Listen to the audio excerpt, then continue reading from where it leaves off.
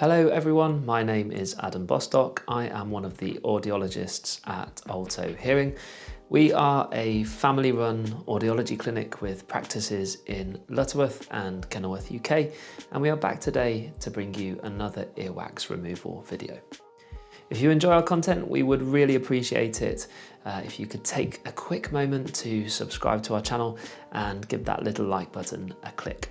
It makes a huge difference to us and we really appreciate your support. So we saw this lady for an earwax removal appointment. She was in her early 70s and she had been experiencing quite a blocked up feeling and discomfort on this side for some time. Now, this lady had been somewhere else for earwax removal prior to visiting us. Not an audiology clinic, but one of those aesthetics type businesses that seem to be offering earwax removal quite a lot in the UK. Anyway, they had told this lady that they couldn't get the wax out as it was too dry, so to put some drops in and to come back 3 weeks later. Anyway, so she didn't want to wait that long and ended up with us. We'd used a bit of sodium bicarbonate drops prior to this procedure, and you can see she was really quite full up in there. Now, in the UK, when you have the symptoms of an earwax blockage, you have a bit of a choice. You can try home remedies like over-the-counter ear drops, which can work quite effectively if there's a small build-up, but if there's a larger build-up, it will tend to make it a bit softer, but won't necessarily move it out. It can actually make you feel more blocked up, funnily enough. You might have also seen some irrigators being advertised recently. They start the adverts with something like, "This is what audiologists don't want you to know." I'll pop a link in the description to one of Connor's recent videos with someone who used home irrigation and caused a perforation of the eardrum. Have a look and make your own mind up. Irrigation has a few more contraindications to microsuction or manual removal, so you do have to be quite careful with this.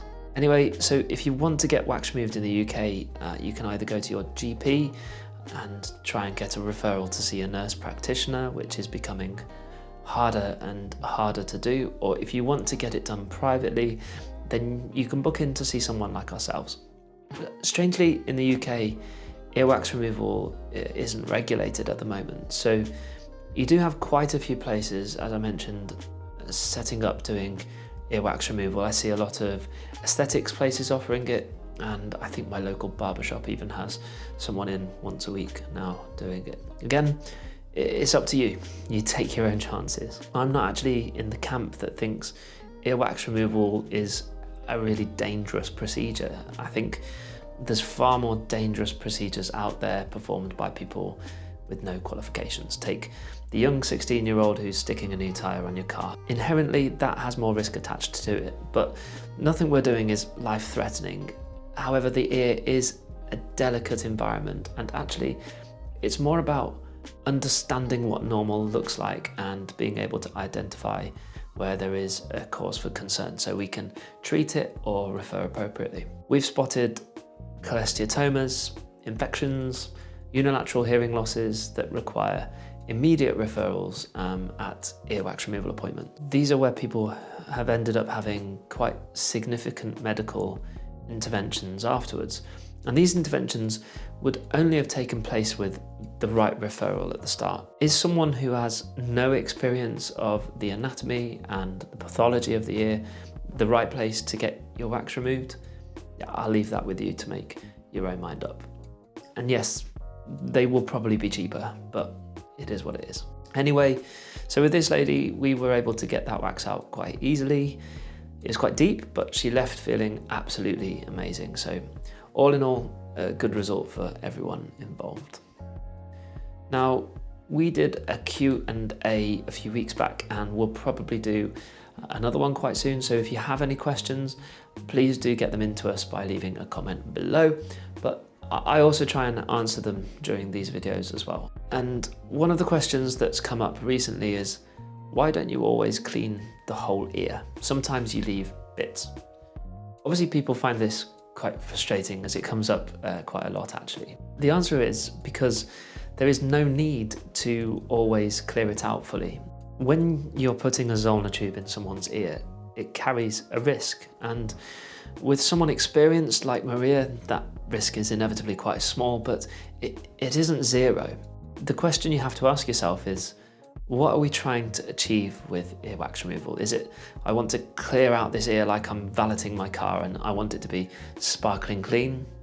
No, it's not. Actually, earwax is normal. It's your body's way of removing dead skin from your ears, and a little bit of earwax does no harm at all. In fact, it has anti-inflammatory and antimicrobial properties, acting as a bit of a protective layer in your ear canal. Now, Maria is pretty good at getting out as much as possible, far better than me. In fact, I tend to just alleviate the problem that someone has come in with, but when it starts getting to a point where there is no actual benefit to removing it anymore, and it carries more risk than it's worth, she will stop. We're not trying to clean the ear out fully, we're trying to help solve the problem that person is experiencing, whether that is a blocked up ear, hearing loss, pain, tinnitus, or a feeling of fullness. So yeah, that's the reason.